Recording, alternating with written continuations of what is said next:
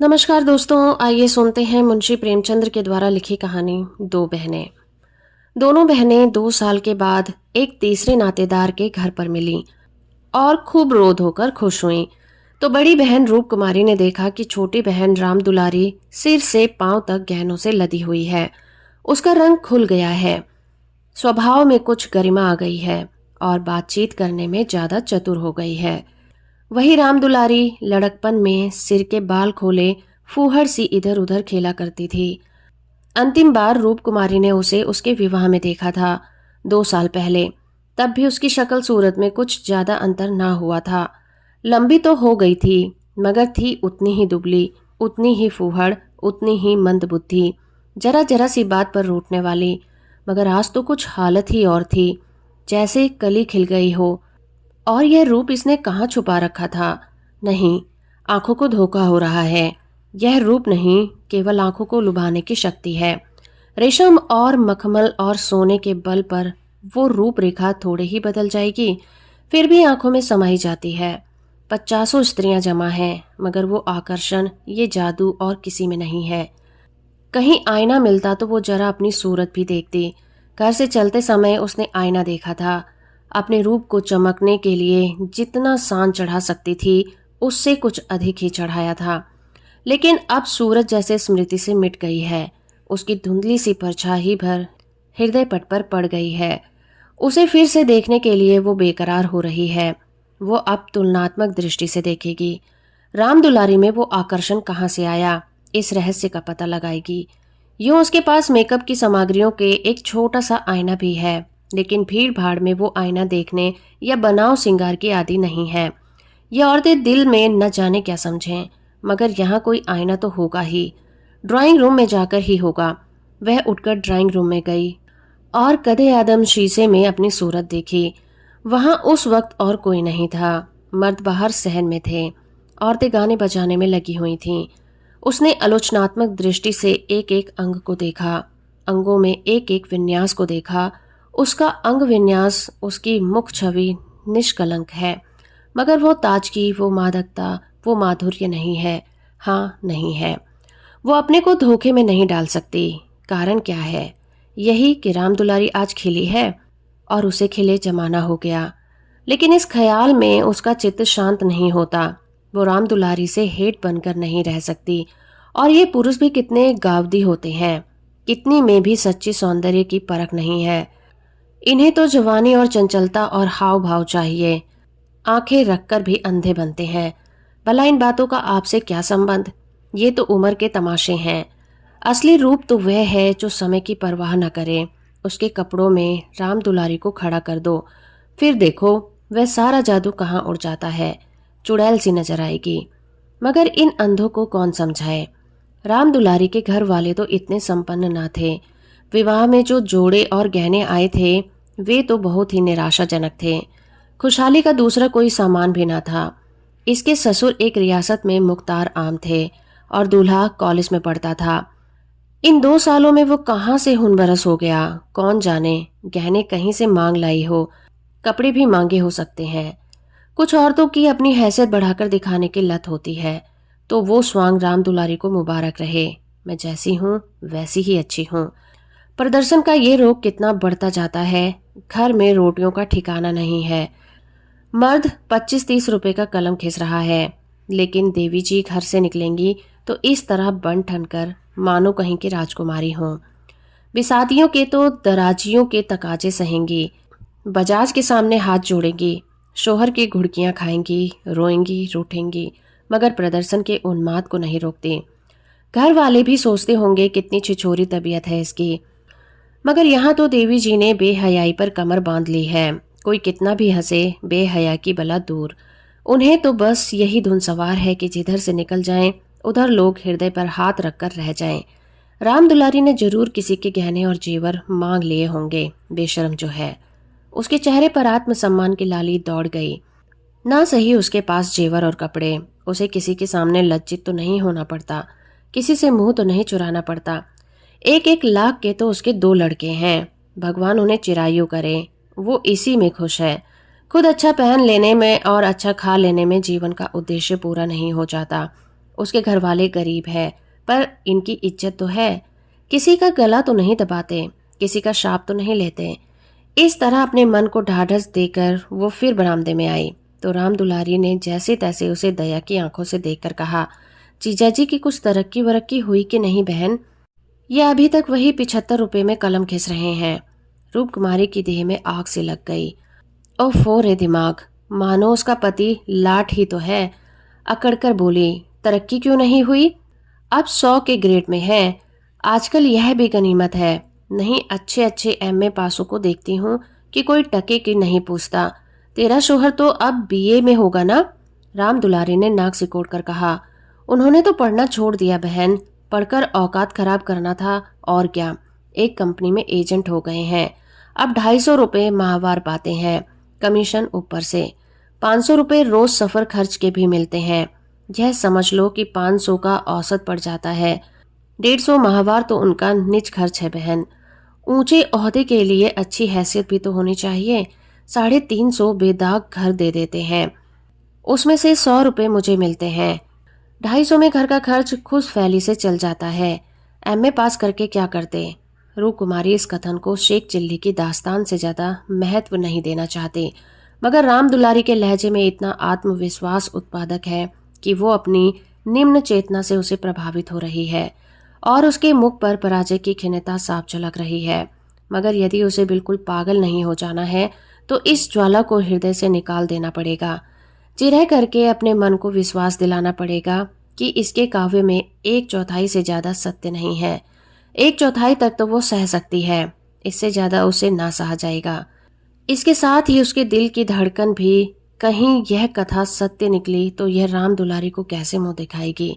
उसे भय है कि कहीं उसकी आंखों में आंसू ना निकल पड़े।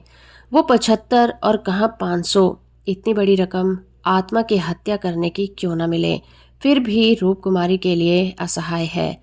आत्मा का मूल्य अधिक से अधिक 100 रुपए हो सकता है, 500 किसी हालत में नहीं। उसने परिहास के भाव से पूछा, अब एजेंटी में इतना वेतन और भत्ता मिलता है तो ये सारे कॉलेज बंद क्यों नहीं हो जाते? हजारों लड़के क्यों अपनी जिंदगी खराब करते हैं?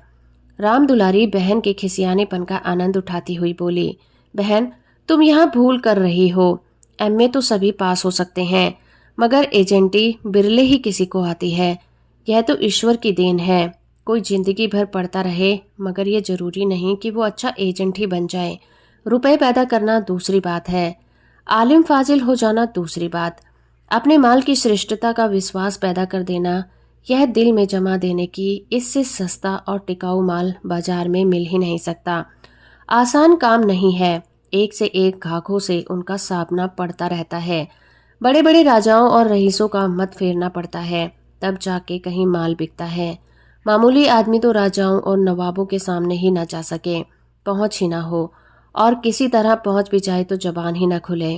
पहले पहल तो इन्हें भी झिझक होती थी, मगर अब तो इस सागर के मगर हैं। अगले साल तरक्की होने वाली है। रूप कुमारी की धमनियों में रक्त की गति जैसे बंद हुई जा रही थी। निर्दयी आकाश गिर क्यों नहीं पड़ता? पाषाण हृदया धरती फट क्यों नहीं जाती? वो कहाँ का न्याय है कि रूप कुमारी जो रूपवती है, ताजीमदार है, सुघड़ है, पति पर जान देती है, बच्चों को प्राण से ज्यादा चाहती है, थोड़ी सी गृहस्थी को ढंग से चलाती है, उसकी तो यह दुर्गति और ये घुमक्कड़, बदतमीज, विलासिनी, चंचल, मुंह फट छोकरी जो अभी तक सिर खोले घूमा करती थी, रानी बन गई है। मगर उसे अब भी कुछ आशा बाकी थी। शायद आगे चलकर उसके चित्त को शांति का कोई मार्ग निकल आए। उसी परिहास के स्वर में बोली, तब तो शायद 1000 मिलने लगे। 1000 तो नहीं, पर 600 में संदेह नहीं। कोई आंखों का अंधा मालिक फंस गया होगा। व्यापारी आंखों के अंधे नहीं होते दीदी, उनकी आंखें हमारी तुम्हारी आंखों से कहीं तेज होती हैं।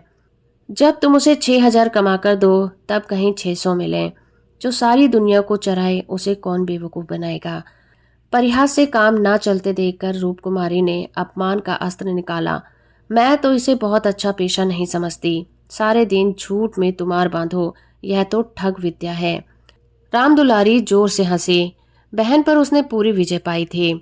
इस तरह तो जितने वकील बैरिस्टर हैं सभी ठग विद्या करते हैं। पहले अपने मुवक्किल के फायदे के लिए, और उन्हें क्या करना पड़ता है, झूठी शहादतें तक बनानी पड़ती हैं।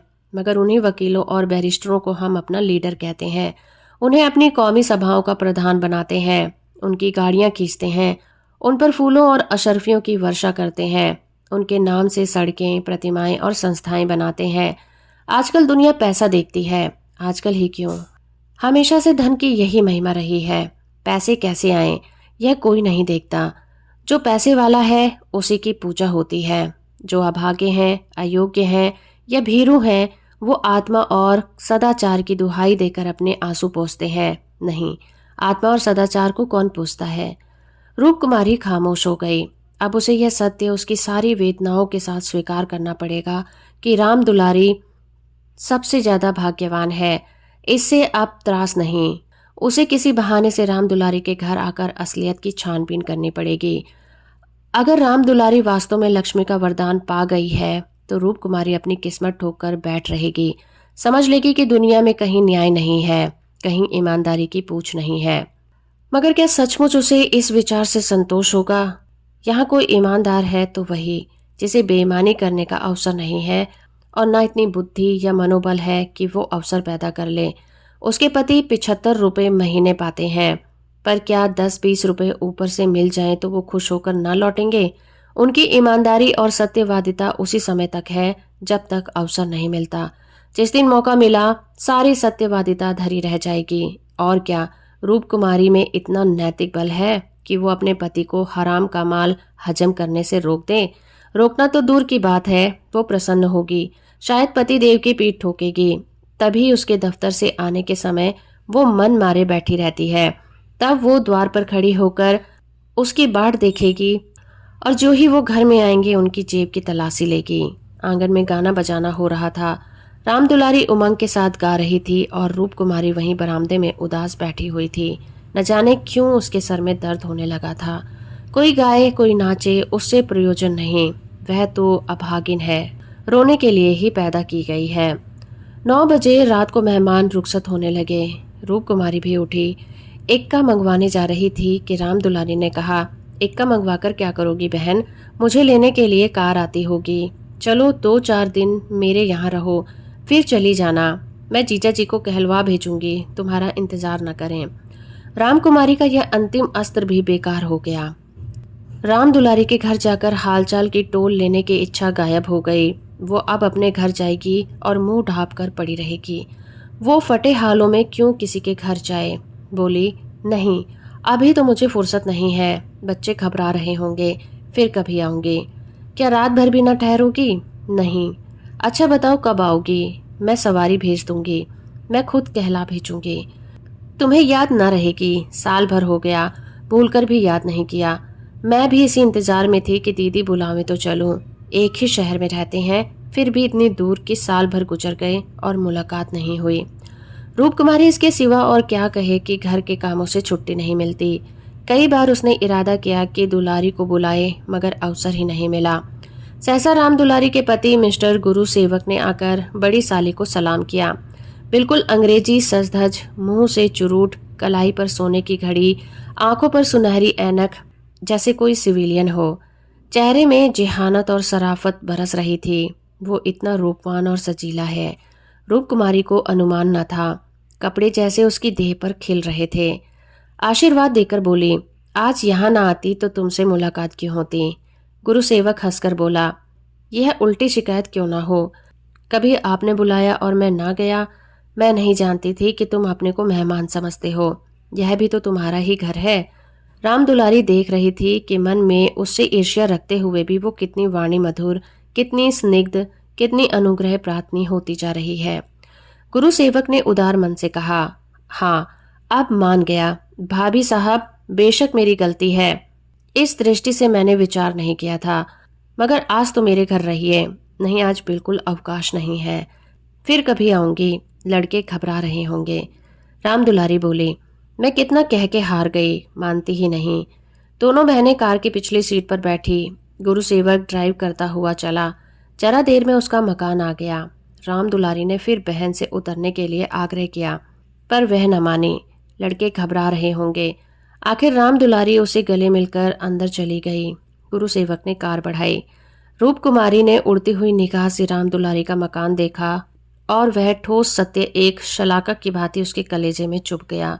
कुछ दूर जाकर गुरु सेवक बोला, भाभी, मैंने तो अपने के लिए अच्छा रास्ता निकाल लिया है। अगर 2-4 साल इसी तरह काम करता रहा तो आदमी बन जाऊंगा। रूप कुमारी ने सहानुभूति के साथ कहा, राम दुलारी ने मुझे बताया था, भगवान करे जहां रहो खुश रहो, मगर जरा हाथ पैर संभाल के रखना। मैं मालिक की आंख बचाकर एक पैसा भी पाप समझता हूँ भाभी। दौलत का मजा तो तभी है कि ईमान सलामत रहे। ईमान खोकर पैसे मिले तो क्या। मैं ऐसी दौलत को त्याज्य समझता हूँ। और आंख किसकी बचाऊं? यह सियाद सफेद तो मेरे हाथ में है। मालिक तो रहा नहीं, केवल उसकी बेवा है। उसने सब कुछ मेरे हाथों पर छोड़ रखा है। मैंने उसका कारोबार संभाल न लिया होता तो सब कुछ चौपट हो जाता। मेरे सामने तो मालिक सिर्फ 3 महीने जिंदा रहे, मगर आदमी को परखना खूब जानते थे। मुझे 100 रुपए पर रखा है और 1 महीने में 200 रुपए कर दिया। आप लोगों की दुआ से पहले ही महीने में मैंने 12,000 का काम किया। क्या काम करना पड़ता है? रूप कुमारी ने बिना किसी उद्देश्य से पूछा। वही मशीनों की एजेंट, तरह तरह की मशीनें मंगाना और बेचना, ठंडा जवाब था। रूप कुमारी का मनहूस घर आ गया। द्वार पर एक लालटेन टिमटिमा रही थी। उसके पति उमानाथ द्वार पर टहल रहे थे, मगर रूप कुमारी ने गुरु सेवक से उतरने के लिए आग्रह नहीं किया। एक बार शिष्टाचार के नाते कहा जरूर, पर जोर नहीं दिया। और उमानाथ तो गुरु सेवक से मुखातिब भी न हुए। रूप कुमारी को वो घर अब कब्रिस्तान सा लग रहा था, जैसे टूटा हुआ भाग्य हो।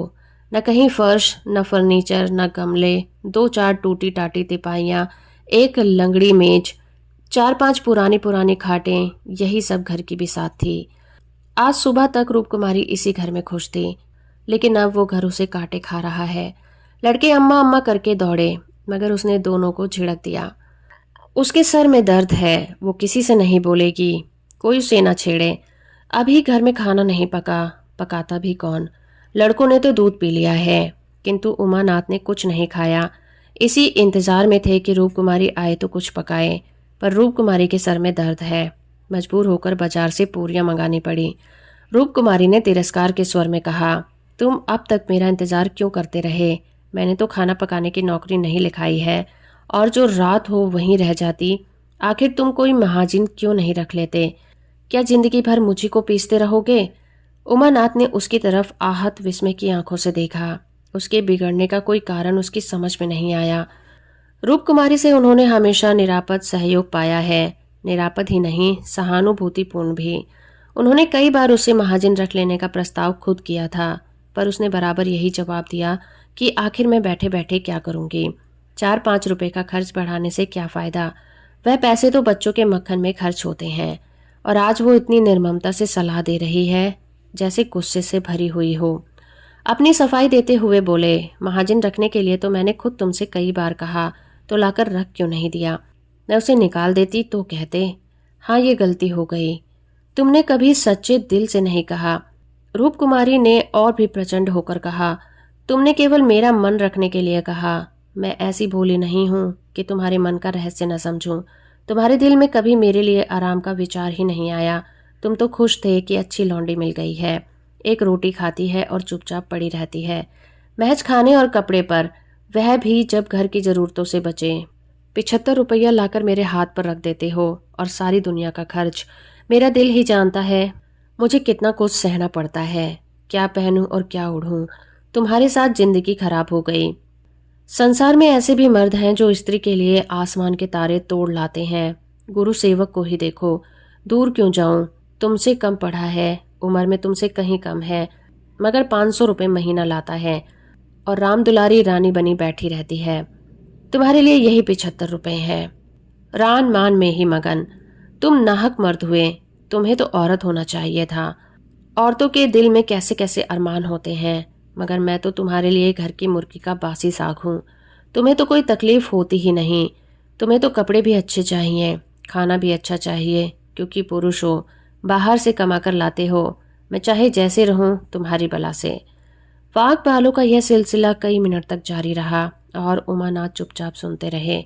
अपनी जान में उन्होंने रूप कुमारी की शिकायत का मौका नहीं दिया था। उनका वेतन कम है, यह सत्य है, पर यह उनके बस की बात तो नहीं। वह दिल लगाकर काम करता रहता है, अप्सरों को खुश रखने की हमेशा कोशिश करता है।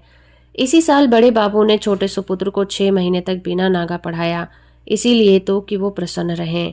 अब वह और क्या करे। रूप कुमारी की खाफगी का रहस्य वो समझ गए। वो गुरु सेवक वास्तव में 500 रुपये लाता है तो बेशक वह भाग्य का बली है, लेकिन दूसरों की ऊंची पेशानी देखकर अपना माथा तो नहीं फोड़ा जाता। किसी संयोग से उसे वो अवसर मिल गया, मगर हर एक को ऐसे अवसर नहीं मिलते। वो इसका पता लगाएंगे कि सचमुच उसे 500 रुपये ही मिलते हैं या महज डींग है, और मान लिया कि 500 मिलते हैं तो क्या इससे रूप कुमारी को यह हक है कि वो उसको ताने दे और उन्हें जली कटी सुनाए। अगर इसी तरह वह भी रूप कुमारी से ज्यादा रूपवती और सुशीला रमणी को देखकर रूप कुमारी को कोसना शुरू करें तो कैसा होगा। रूप कुमारी सुंदर है, मृदुभाषी है, त्यागमयी है, लेकिन उससे बढ़कर सुंदरी, मृदुभाषिणी, त्यागमयी देवियां दुनिया में भरी पड़ी है। तो क्या इस कारण वो रूप कुमारी का अनादर कर दे। एक समय था जब उसकी नजरों में रूप कुमारी से ज्यादा रूपवती रमणी संसार में नहीं थी, लेकिन वह उन्माद कब शांत हो गया। भावुकता के संसार में वास्तविक जीवन में आए उन्हें एक युग बीत गया है। अब तो विवाहित जीवन का उन्हें काफी अनुभव हो गया है। एक तो दूसरे के गुण दोष मालूम हो गए हैं। अब तो संतोष ही उनका जीवन सुख रह गया है। मगर रूप कुमारी समझदार होकर भी इतनी छोटी बात नहीं समझती। फिर भी उन्हें रूप कुमारी से सहानुभूति ही हुई। वे उदार प्रकृति के आदमी थे और कल्पनाशील भी। उसकी कटु बातों का कुछ उत्तर नहीं दिया। अपनी बहन के ठाठ देखकर एक क्षण के लिए रूप कुमारी के मन में ऐसे निराशाजनक, अन्यायपूर्ण, दुखद भावों का उठना बिल्कुल स्वाभाविक है। रूप कुमारी कोई सन्यासी नहीं है, वीरांगनी नहीं कि एक दशा में अवचल रहे। इस तरह अपने मन को समझाकर उमानाथ ने गुरु सेवक के विषय में तहकीकात करने का संकल्प किया। एक सप्ताह तक रूप कुमारी मानसिक अशांति की दशा में रही। बात बात पर झुंझलाती, लड़कों को डांटती, पति को कोसती, अपने नसीबों पर रोती। घर का काम तो करना ही पड़ता था, लेकिन अब इस काम में उसे आनंद नहीं आता था। बेगार सी टालती थी। घर की जिन पुरानी धुरानी चीजों से उसका आत्मीय संबंध सा हो गया था, उनकी सफाई और सजावट में वो व्यस्त रहा करती थी। उसकी तरफ वो आंख उठाकर भी नहीं देखती थी। घर में एक ही खिदमतगार था। उसने अब देखा बहू जी की तरफ से खुद ही लापरवाही है तो उसे क्या गरज थी कि सफाई करता। तो जो चीज जहां पड़ी थी वहीं पड़ी रहती। कौन उठाकर ठिकाने में रखे। बच्चे माँ से बोलते डरते थे और उमानाथ तो उसके साए से भी भागते थे। जो कुछ सामने थाली में आ जाता उसे पेट में डाल लेते और दफ्तर चले जाते। दफ्तर से लौटकर दोनों बच्चों को साथ ले लेते और कहीं घूमने निकल जाते। रूप कुमारी से कुछ कहना बारूद में दिया सलाई लगाना था। हाँ, उनकी यह तहकीकात जारी थी। एक दिन उमानाथ दफ्तर से लौटे तो उनके साथ गुरु सेवक भी थे। रूप कुमारी ने आज कई दिनों के बाद परिस्थिति में सहयोग कर लिया था और इस वक्त झाड़न लिए कुर्सियों की तिपाइयां साफ कर रही थी कि गुरु सेवक ने अंदर पहुंचकर सलाम किया। रूप कुमारी दिल से कट गई। उमानाथ पर ऐसा क्रोध आया कि उसका मुंह नोच ले। इन्हें लाकर यहाँ क्यों खड़ा कर दिया। न कहना न सुनना, बस बुला लाए। उसे इस दशा में देखकर गुरु सेवक दिल से क्या कहता होगा, मगर उन्हें अक्ल कब आएगी। वह अपना पर्दा ढाकती फिरती है और अब उसे खोलते फिरते हैं। जरा सी लज्जा नहीं है, जैसे बेहयाई का बाना पहन लिया है। बरबस उसका अपमान करते हैं। न जाने उसने क्या बिगाड़ा है। आशीर्वाद देकर कुशल समाचार पूछा और कुर्सी रख दी। गुरु सेवक ने बैठते हुए कहा, आज भाई साहब ने मेरी दावत की है। मैं उनकी दावत पर तो ना आता, लेकिन अब उन्होंने कहा तुम्हारी भाभी का बड़ा तकाजा है, तब मुझे समय निकालना ही पड़ा। राजकुमारी ने बात बनाई। घर पर कलह छिपाना पड़ा। तुमसे उस दिन कुछ बातचीत नहीं हो पाई थी, जी लगा हुआ था। गुरु सेवक ने कमरे के चारों तरफ नजर दौड़ाई। कहा, यह पिंजरे में तो आप लोगों को बड़ी तकलीफ होती होगी। रूप कुमारी को ज्ञात हुआ यह युवक कितना सुरुचिहीन, कितना अरसिक है। दूसरों के मनोभावों का आदर करना जैसे जानता ही नहीं। इसे इतनी सी बात भी नहीं मालूम कि दुनिया में सभी भाग्यशाली नहीं होते। लाखों में एक ही कहीं भाग्यवान निकलता है, और उसे भाग्यवान ही क्यों कहा जाए। जहां बहुतों को दाना न मयस्सर हो, वहां थोड़े से आदमियों को भोग विलास में कौन सा सौभाग्य। जहां बहुत से आदमी भूखे मर रहे हों, वहां 2-4 आदमी मोहन भोग उठाएं तो यह कोई बेहयाई और हृदयहीनता ही है। सौभाग्य कहाँ से। कुछ चिढ़कर बोली, पिंजरे में, कटघरे में रहने से अच्छा है। पिंजरे में निरीह पक्षी रहते हैं। कटघरा तो घातक जंतुओं का ही निवास होता है। गुरु सेवक शायद यह संकेत ना समझ सका। बोला, मेरा तो इस घर में दम घुट जाए। मैं आपके लिए अपने घर के पास ही एक मकान ठीक करा दूंगा, खूब लंबा चौड़ा। आपसे कुछ किराया ना लिया जाएगा। मकान हमारी मालकिन का है, मैं भी उसी के मकान में रहता हूँ। सैकड़ों मकान हैं उनके पास, सैकड़ों। सब मेरे अख्तियार में है। जिसे मैं मकान देना चाहूँ दे दूँ, मेरे अख्तियार में है। किराया लूँ या ना लूँ, मैं आपके लिए सबसे अच्छे मकान ठीक करवा दूंगा। मैं आपका बहुत अदब करता हूँ। रूप कुमारी समझ गई, महाशय इस वक्त नशे में हैं, अभी यूं बहक रहे हैं। अब उसने गौर से देखा तो उसकी आंखें सिकुड़ गई थीं, कुछ गाल फूल गए थे, जवाब भी लड़खड़ाने लगे थे। एक जवान शरीफ खूबसूरत चेहरा ऐसा शेखीबाज और निर्लज हो गया कि उसे देखकर घृणा होती थी। उसने एक क्षण बाद फिर बहकना शुरू किया। मैं आपका बहुत अदब करता हूँ। जी हाँ, आप मेरी बड़ी भाभी हैं। आपके लिए मेरी जान हाजिर है। आपके लिए एक मकान नहीं 100 मकान तैयार हैं। मैं मिसेस लोहिया का मुख्तार हूँ। सब कुछ मेरे हाथ में है, सब कुछ। मैं जो कुछ करना चाहता हूँ वो आंखें बंद करके मंजूर कर लेती है। मुझे अपना बेटा समझती है। मैं अपनी सारी जायदाद का मालिक हूँ। मिस्टर लोहिया ने मुझे 20 रुपए पर रखा था, 20 रुपए पर। वह बड़ा मालदार था, मगर किसी को नहीं मालूम उसकी दौलत कहाँ से आती थी, किसी को नहीं मालूम। मेरे सिवा कोई नहीं जानता। वह खुफिया फरोश था, किसी से कहना नहीं। वो चोरी से कोकीन बेचता था, लाखों की आमदनी थी उसकी। अब वही व्यापार मैं करता हूँ। हर शहर में हमारे खुफिया एजेंट हैं। मिस्टर लोहिया ने मुझे इस फन में उस्ताद बना दिया। जी हाँ, मजाल नहीं कि मुझे कोई गिरफ्तार कर ले। बड़े बड़े अफसरों से मेरा याराना है। उनके मुंह में नोटों के पुलिंदे ठूस ठूस कर उनकी आवाज़ बंद कर देता हूँ। कोई चू नहीं कर सकता। दिन दहाड़े बेचता हूँ, हिसाब से लिखता हूँ। 1000 रिश्वत दी देता हूँ, 500 बाकी यारों का है। बेरोक टोक रुपए आते हैं और खर्च करता हूँ। बुढ़िया को तो राम नाम से मतलब है। 70 चूहे खाकर अब हज करने चली है। कोई मेरा हाथ पकड़ने वाला नहीं है, कोई बोलने वाला नहीं है। जेब से नोटों का एक बंडल निकालकर, यह आपके चरणों की भेंट है। मुझे दुआ दीजिए कि इसी शान से जिंदगी कट जाए। और आत्मा और सदाचार में उपासक है, उन्हें कुबेर लाते मारता है। लक्ष्मी उनको पकड़ती है जो उसके लिए अपना दीन और ईमान सब कुछ छेड़ने को तैयार हैं। मुझे बुरा न कहिए, मैं कौन मालदार हूँ। जितने धनी हैं वे सब के सब लुटेरे हैं, पक्के लुटेरे और डाकू।